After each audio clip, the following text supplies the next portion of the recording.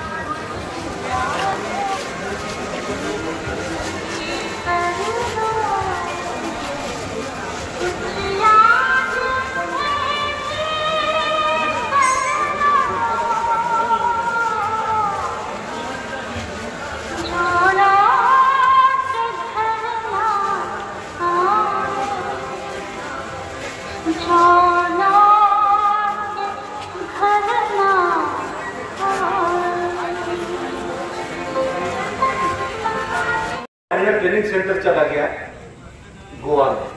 उधर जाने के बाद देखा रेलवे स्टेशन में एक बड़ा मुच्छड़ खड़ा है, SR सिंधे बोल के। उसने खड़ा है, बेटा इधर आ, 2-4 गाली भी दे दिया, समझ में नहीं आया किस लिए गाली दिया। फिर लेके ट्रेनिंग सेंटर में लेके गया। शाम के समय सुखदार मेजर साहब मिले, बड़े बड़े वो भी मूछे वाले हैं, उनको देख के मैं भी रहा। अच्छा, उसने बोला बेटा 40 आदमी थे हम लोग, तो बोला बेटा फोर्ट में किस लिए भर्ती हुआ? मैं बोला देश सेवा करने के लिए। तो सुखदार मेजर साहब ने बोला मार साले का 1 लाख, देखता हूँ कितना देश सेवा करता है। मैं हैरान हो गया, मैं डर गया, मैं गिर गया, बेहोश हो गया। तो साले को उठा के रख दे, बड़ा देश सेवा के भूत चढ़ा। दूसरे दिन मेरे को सुबह बुलाया, बोला बेटा देश सेवा बोलना नहीं, देश सेवा तो वो कर रहे थे नेताजी सुभाष चंद्र। तेरे को अगर 2 महीना तनख्वाह नहीं देंगे ना तो कहाँ भाग जाएगा, देश सेवा का भूत निकल जाएगा। वो लोग तो अपना जान भी दे दिए, बड़े बड़े नौकरी छोड़ दिए, जो सिविल में है। आज जैसे आप लोग हैं, आप ही एक्चुअल देश सेवा कर रहे हैं। মমতা বন্দ্যোপাধ্যায় ঘোষিত কর্মসূচিকে রূপায়ণের রূপ দিতে দাঁতুর বাজারে আমাদের বীর সৈনিকদের সম্মান জানানোর জন্য যেভাবে সংগঠিত হয়ে মিছিল করলেন, এবং ভারতবর্ষের প্রতি একটা দায়বদ্ধতা যে আছে দাঁতনের মানুষ, তা আজকে উপস্থিত প্রমাণ করে দিয়েছেন।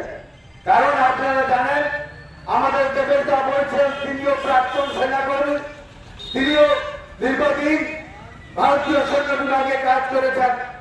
আমাদের আরো 4 জন আমাদের সৈন্য বিভাগের প্রাক্তন কর্মীরা আছেন, তারাও কাজ করেছেন। তাদের অভিজ্ঞতা বর্ণনা করলেন, দেবেশদাও বর্ণনা করলেন। আজকে রাজনীতির কোনো কথা হবে না। ভারতবর্ষ অখণ্ড ভারতবর্ষকে রক্ষা করতে আমরা চাইব সর্বস্তরের সমস্ত রাজনৈতিক দলের ঊর্ধ্বে উঠে ভারত সরকারের পাশে দাঁড়িয়ে ঐক্য এবং অখণ্ডতাকে বজায় রেখে আমরা যাতে শান্তি এবং শৃঙ্খলা ভাবে সর্বস্তরের মানুষ বসবাস করতে পারি। আমরা হিংসা চাই না, আমরা বিদ্বেষ চাই না, আমরা এই পাকিস্তানের জুলুমবাজি চাই না। যদি জুলুমবাজি হয় তার যোগ্য জবাব যাতে ভারত দিতে পারে, তার ব্যবস্থা কিন্তু ভারত সরকারকে করতে হবে। অমর অটোমোবাইল এখন আপনার প্রিয় শহর দাঁতনে। ইয়ামাহা কোম্পানির সমস্ত ধরনের মোটর বাইক নিতে আজই চলে আসুন অমর অটোমোবাইলে। আমাদের ঠিকানা দাঁতন কালীচর্দি হাট, দাঁতন হাসপাতালের কাছে। আমাদের এখানে পাবেন ইয়ামাহা কোম্পানির সমস্ত রকমের মোটর বাইক। প্রতিটি মোটর বাইক কেনাকাটার উপর থাকছে বিশেষ ছাড়। আমাদের ওপর একটি শাখা রয়েছে খাকুরদা ধনেশ্বরপুরে। মোটর বাইক কিনতে আজই চলে আসুন অমর অটোমোবাইলে। যোগাযোগ 9547232150 অথবা 6296512188।